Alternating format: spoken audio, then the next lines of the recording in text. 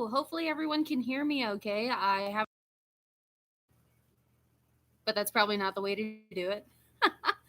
Anyway, so this is just the easiest way to post my review for the Crimson Deathbringer while I have a moment in between training for work and all that fun stuff. Anyway, so the Crimson Deathbringer by Sean Robbins. Forgive me if I mispronounced that. I'll also put his Twitter in the description below, just so that everyone can kind of see his Twitter feed and also see his review as far as the book and everything go. Well, not his review, his summary as far as the book goes, and also order it directly from Amazon, just so you can do the proceeds direct to the author and show your support for the official release. So anyway, actually, let me post it here. Sean Robbins 300. So that is his Twitter. I don't know if it'll actually show a link, but at least then you have the username. Forgive the noise. I'm in the middle of watching South Park because I'm at the hotel. Anyway, so Sean Robbins, the Crimson Deathbringer. Summary is as follows. Two alien races go to war. The Earth is caught in the middle. Now it's up to an ace fighter pilot, a stunt woman, and a super assassin and a prankster to save humanity from annihilation. So in a future, not future, past, in a past video, I have discussed science fiction and hard sci-fi versus soft sci-fi. Initially, when I did the comparison, I was kind of using Star Trek versus Star Wars. Star Wars, I kind of lean more towards hard sci-fi, simply because of how the characters. There was character development, absolutely, but there was a lot of focus as far as the politics, how the characters were really affected by their environment, and by the actual systems and hierarchy and all that fun stuff. Whereas Star Trek, I kind of put more towards soft sci-fi, because while it did have a lot of technical elements, of course, you can't have Scotty without having technical elements. There was also a lot more character development. It was a lot more focused on the actual relationships between the characters, like how Kirk and Spock interacted with each other, how Chekhov and Sulu interacted with them, and all that fun stuff. So that's where they were classified. If I had to rate Crimson Deathbringer, because it is a sci-fi piece, I would kind of put it leaning towards the soft sci-fi side, but it's kind of leaning also more towards the middle. Like, I don't know if you can actually see it, but I kind of did this little chart when I was supposed to be training. As far as Crimson Deathbringer is kind of leaning more towards that perfect middle. Star Trek, the original series, is kind of more towards the middle. And the newer Star Trek with the actual movies, the reboots and everything, I kind of lean more towards the actual end, towards the character development. So that's where that goes. And then the other branch off towards the bottom is just for fantasy sci-fi, which I'm not going to get into. Nowhere near in this future. So anyway, the Crimson Deathbringer. I'm going to try and talk about it as much as possible without actually giving any spoilers. But I would highly recommend this novel as far as that goes. Not only because it's been on the Amazon bestseller list for a few months now, I think. It was number one for a while. I know the author's really trying to get it back at number one. But right now it is at least in the top 5. I think it's ranked like number 3 or 4 last I checked, which is actually very impressive because it's kept like that same ranking for the last few weeks that I've checked it. So yeah, initially when you're starting to read the novel, I got it on Kindle. You can get it on the Kindle app. And for those of you who don't know, so you can actually buy like the actual hard copy for about $14.99 plus tax and shipping if you want to get the hard copy. Or you can actually go to this little Amazon Kindle app towards the bottom. Don't mind the background, that's my OC that my cousin drew. But yeah, so the Amazon Kindle app, you can get it for about $2.99 plus tax. Not that much. And it's well worth it. It's about 7 hours to actually read the whole thing if you're about an average reader. It took me forever to read it because I like to reread a lot of sections, especially towards the beginning. Since I was knowing that I was going to have to review this book from the very get-go, I wanted to cover as much as I could as far as detail, but now that I've actually gotten through it, I don't want to spoil anything. I don't think there's anything I can say without spoiling too much, but I'm gonna try. So when you're initially reading the story, when you're going back and forth with the chapters, you're introduced a lot to how the society is laid out, how the politics work, how the government is kind of oppressive. Actually, of course, it takes place in the future because it's science fiction, but as far as like how the diplomats are treated and how celebrities are treated, like it's a very interesting take on how people have changed how they treat people, but at the same time, like it's also very similar to how we treat people now. There were a lot of movie and book references that I did not get. Some of them I did, but some of them I did not, just because obviously it's not my demographic. It's for somebody um older or somebody who's actually like seen a lot of movies. I didn't even see like a full movie of Rocky until like 2 months ago. So I suck. But you do kind of get like that Deadpool vibe, the way that the main character kind of teases about all these different references. And then there actually is a Deadpool reference, like as you're thinking it, so it's perfectly timed. Um the main character's love interest, Liz, at the very beginning, is amazing. And I won't say what happens to her. I'm not gonna do it. Um, but yeah, so there's a lot of interesting takes with the very beginning, and you're kind of jumping back and forth with points of view and all that fun stuff.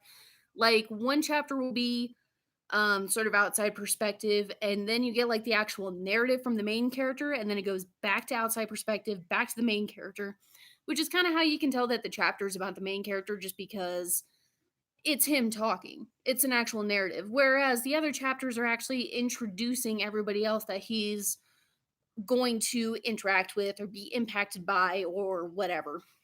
Um, there was one chapter that really screwed with my head because they were introducing this kind of criminal warlord guy. I don't know how to describe him. But then he was going to talk to his boss, which I'll call for lack of a better word. And the guy is telekinetic.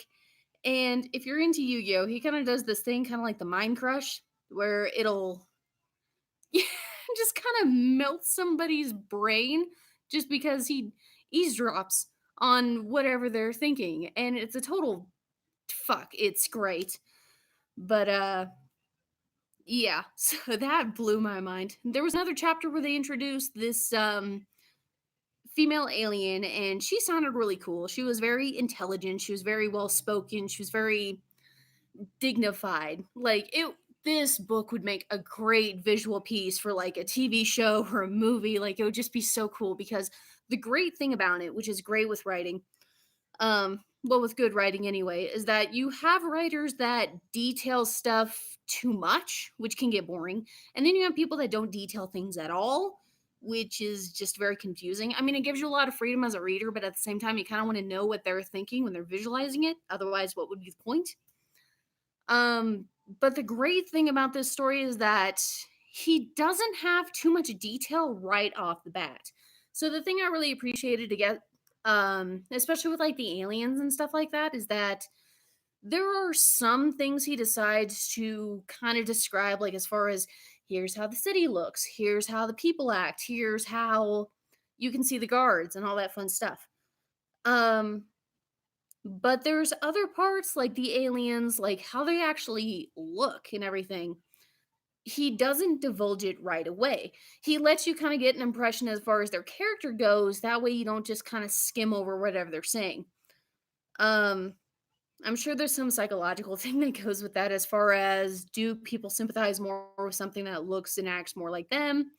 Um, but yeah, to put it simply, there's the further you get into the book, you kind of get more and more detail that wasn't given to you right at the get-go, and then you kind of get a clearer picture in your mind of how exactly everything's supposed to look, certain ethnicities, how many limbs something has, all that fun stuff. um what was the other thing? Details, blah blah blah blah blah. Sorry, I have notes right here, so I'm kind of doing that. um before I end this video, because I'm trying to keep this as short as possible so I don't spoil anything, that's the main thing. Um, because I really just want people to read this book. There's really nothing I can say that will really tell you how awesome it is. Really. Even when I was rereading sections, I was never bored with what I was reading. Was the really important thing to me.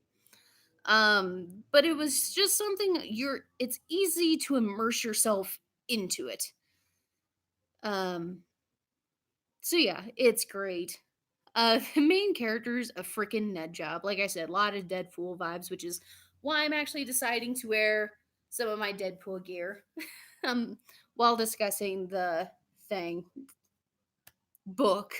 I suppose I'm completely 8 hours of training and I'm brain dead.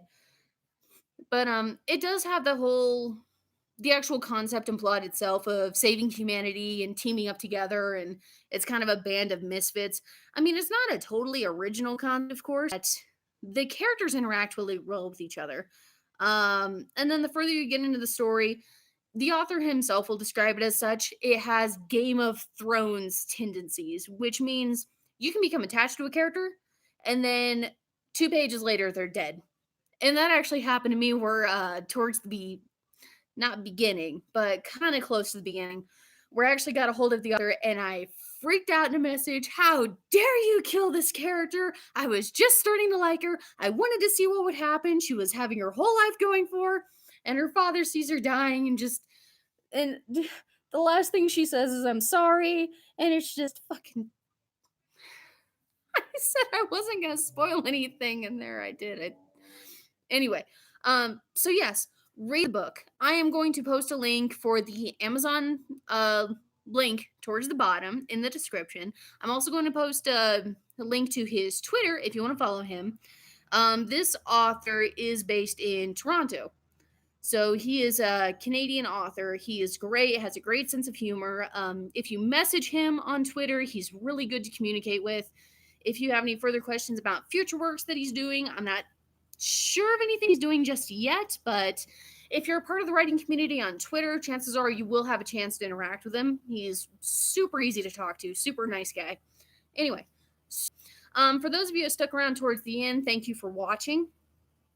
Thank you for any future watchers. This is my first time doing a live stream. I didn't do any announcement beforehand. I just kind of said I was going to do a video. But we'll be discussing Invader Zim, specifically ships for Invader Zim. So yeah, hopefully you guys like that. It looks like my connection actually cut out for a brief moment, so I don't know if anyone heard that. Anyway, so yeah, next video we're going to be discussing ships for Invader Zim. Again, thank you so much for watching. The descriptions are going to be linked down below. Thank you again so much if you like this video. I also am going to do an announcement for a future series, but that won't be for another couple of days, just so I can get time to get things together. And thank you so much, you guys. Stay fansick. Bye.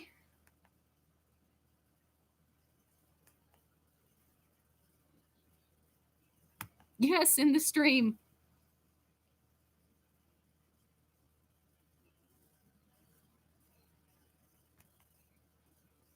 I don't know how technology works.